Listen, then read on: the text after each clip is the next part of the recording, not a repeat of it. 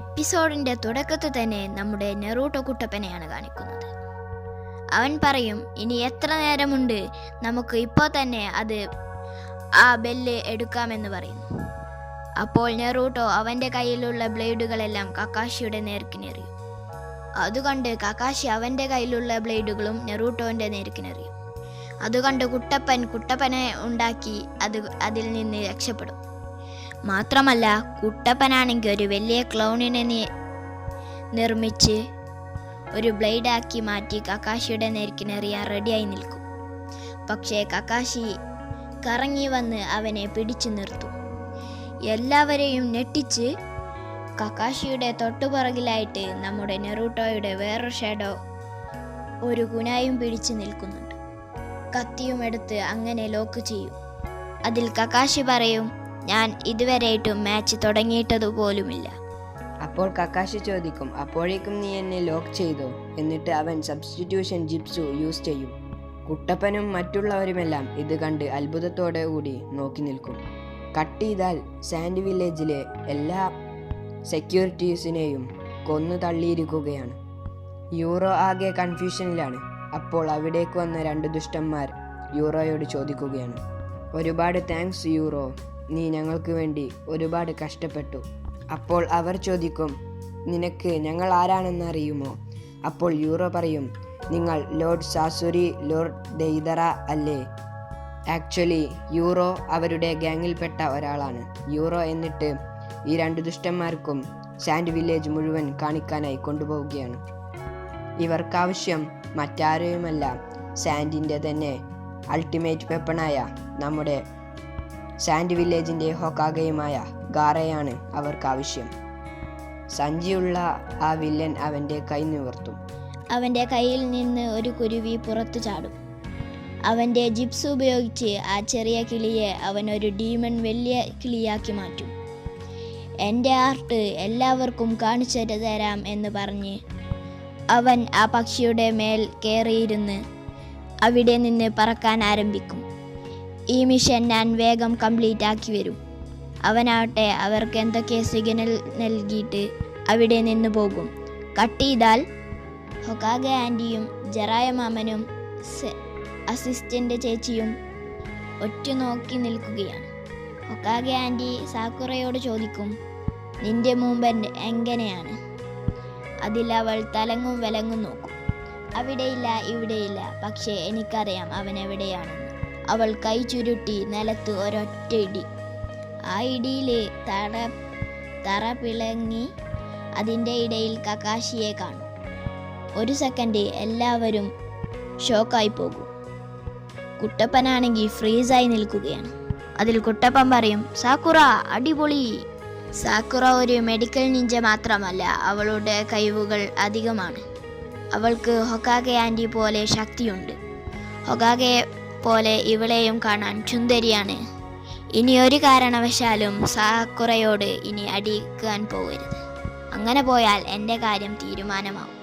ഇവിടെ കക്കാഷിയാണെങ്കിലും സാക്കുറയുടെ പവർ കണ്ട് വണ്ടറടിച്ച് നിൽക്കുകയാണ്. ഇവൾ എങ്ങനെ ഗെൻജിപ്സു ഉപയോഗിച്ചു? ഇവൾ വളർന്നു വന്നാൽ ഒരു കുണോയിച്ചിയായി മാറും. കക്കാഷിയാണെങ്കിൽ ഫൈറ്റിന് റെഡിയായി നിൽക്കും. കട്ട് ചെയ്താൽ ആ വില്ലനെയാണ് കാണിക്കുന്നത്. ആ പക്ഷിയുടെ മുകളിലിരുന്ന് വട്ടമിട്ട് പാറുകയാണ്.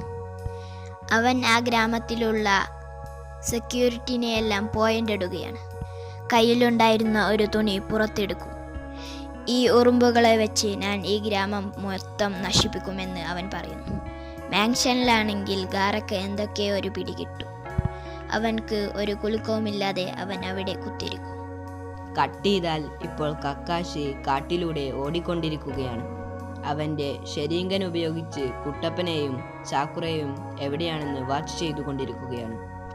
കക്കാഷി അവർക്ക് ചെറുപ്പത്തിൽ പറഞ്ഞു കൊടുത്തിരുന്ന വലിയൊരു ലെസണായിരുന്നു, ഷിനോബീസ് ആരും കാണാതെ മറഞ്ഞു നിന്ന് വേണം ഫൈറ്റ് ചെയ്യാൻ. പക്ഷേ നമ്മുടെ നെറൂട്ടോ ഒരിക്കലും മറഞ്ഞു നിൽക്കാൻ തയ്യാറായിരുന്നില്ല. കക്കാഷി അത് ചിന്തിച്ചു കൊണ്ടിരിക്കുന്ന സമയത്ത് കുട്ടപ്പനാകട്ടെ കുറെ കുനായി കക്കാഷിയുടെ മേത്തേക്ക് വലിച്ചെറിയുകയാണ്. കക്കാഷി വിട്ടുകൊടുക്കാതെ അവൻ്റെ കൂടെ ഫൈറ്റ് ചെയ്തുകൊണ്ടിരിക്കുകയാണ്. ഇവർ ഫൈറ്റ് ചെയ്തുകൊണ്ടിരിക്കുന്നതിൻ്റെ ഇടക്ക് സാക്കുറയും കയറി വരും. സാക്കുറ പറയും അവനെ വീഴ്ത്തണമെങ്കിൽ തായ് ജിപ്സു ആണ് യൂസ് ചെയ്യേണ്ടത്. പക്ഷേ കുട്ടപ്പനെ കൊണ്ട് തായ് ജിപ്സു ചെയ്തിട്ടും കക്കാഷിയെ ബീറ്റ് ചെയ്യാൻ കഴിയുന്നില്ല. കക്കാഷിയും കുറേ സമയമായി സാക്കുറയുടെ കൂടെയും ഫൈറ്റ് ചെയ്യും. പക്ഷേ സാക്കുറക്കും ഒന്നും ചെയ്യാൻ കഴിയുന്നില്ല. സാക്കുറയുടെ ഓരോ പഞ്ചും കക്കാഷി കൃത്യമായി ശരീങ്കൻ ഉപയോഗിച്ച് മനസ്സിലാക്കി അതിൽ നിന്നും രക്ഷപ്പെട്ടു മാറുകയാണ്. അവളുടെ കൈ അങ്ങനെ പോയി ഒരു മരത്തിലിടിക്കുമ്പോൾ ആ മരം പകുതിയായി മുറിഞ്ഞു വീഴും. കാരണം സാക്കുറക്ക് അത്രക്കും പവറാണ്. കുട്ടപ്പനാണെങ്കിൽ അവൻ്റെ ക്ലോൺസ് ഉപയോഗിച്ച് കക്കാഷിയോടുകൂടെ ഫൈറ്റ് ചെയ്യാൻ റെഡിയായി നിൽക്കും. പക്ഷേ കക്കാഷി ഒറ്റ സെക്കൻഡിൽ നെറൂട്ടോയുടെ 2 ക്ലോൺസിനെയും തകർത്ത് കളയും. കക്കാഷി മൈഗയുടെ സ്റ്റൈലിൽ എല്ലാ ക്ലോൺസിനെയും അടിച്ചു തെറിപ്പിക്കും. അങ്ങനെ കക്കാഷി കുട്ടപ്പനെ അടിച്ചു തെറിപ്പിച്ചു. പക്ഷേ അത് അവൻ്റെ ഒരു ക്ലോൺ മാത്രമായിരിക്കും. അപ്പോൾ തന്നെ സാക്കുറക്ക് മനസ്സിലാവും കക്കാഷിയെ ഒരിക്കലും തോൽപ്പിക്കാൻ നമ്മളെ കൊണ്ട് കഴിയുകയില്ല. കക്കാഷി അങ്ങോട്ടും ഇങ്ങോട്ടും നോക്കും. യഥാർത്ഥ കുട്ടപ്പൻ അതെവിടെയാണ്? അപ്പോൾ അതേ സമയത്ത് ലോങ് ഷൂട്ടിൽ കുട്ടപ്പനാവട്ടെ അവൻ്റെ കൈ ചുരുട്ടി കക്കാഷിയുടെ ചന്തിക്കിട്ടൊന്ന് കൊടുക്കും. പക്ഷേ ജസ്റ്റ് മിസ്സിൽ കക്കാഷി അട്ടാക്കെ കഴിച്ചിലാകും. കക്കാഷി നെറൂട്ടോയുടെ അടിയിൽ നിന്നും രക്ഷപ്പെട്ട് അവിടെ നിന്നും എസ്കേപ്പ് ആവും. സാക്കുറ അവളെ കൈ ചുരുട്ടി വീണ്ടും ഒന്ന് നിലത്തടിക്കും.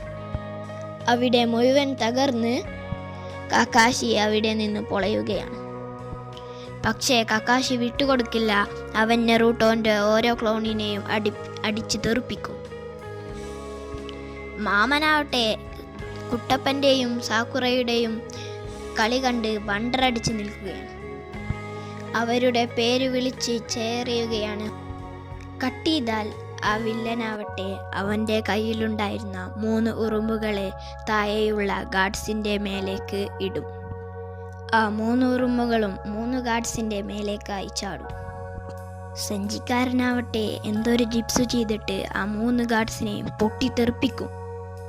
ഇവിടെ കാട്ടിലാണെങ്കിൽ നെറൂട്ടോയും സാക്കുറയും ബെല്ലിൻ്റെ ശബ്ദം കേട്ട് മുന്നോട്ട് പോവുകയാണ്. അവരുടെ തൊട്ടു മുമ്പിലായിട്ട് ഒരാളെ കാണും. അതാണ് സാക്ഷാൽ സാസുകെ. കുറേ കത്തികൾ കുത്തേറ്റ് അവൻ അങ്ങനെ വീഴും. സാക്കുറക്ക് മനസ്സിലാവും അതൊരു ഗൻജിപ്സു ആണെന്ന്. നമ്മൾ ഇതിൽ ഒരിക്കലും വീഴരുത്. കുട്ടപ്പനാവട്ടെ ഒരു ക്ലൗണിനെ ഉണ്ടാക്കി അവൻ റസിംഗ് എടുത്ത് ആ ഫേക്ക് സാസുകയുടെ നേരെ പോയി ഒരൊറ്റ ഇടി. അപ്പോഴായിരിക്കും അവിടെ കക്കാഷിയെ കാണുന്നത്. സാക്കുറ ആവട്ടെ കുറച്ചൊക്കെ കക്കാഷിയുടെ ഇല്യൂഷനിലേക്ക് പോയി. പക്ഷേ നെറൂട്ടോ കാരണം അവൾ അതിൽ നിന്ന് സ്വതന്ത്രയായി.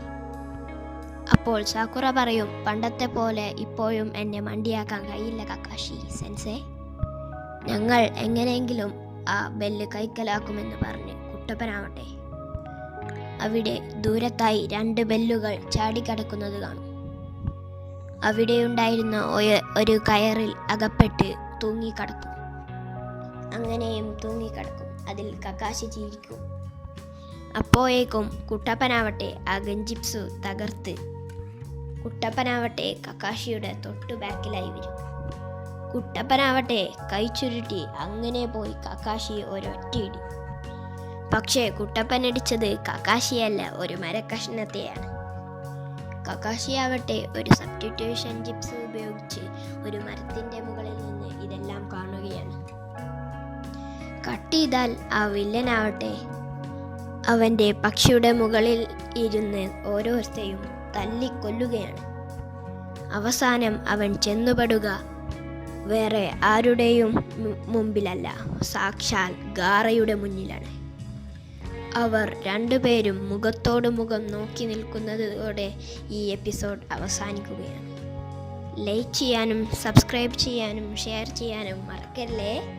അടുത്തൊരു പുതിയ വീഡിയോയുമായി കാണാം. Okay, bye bye.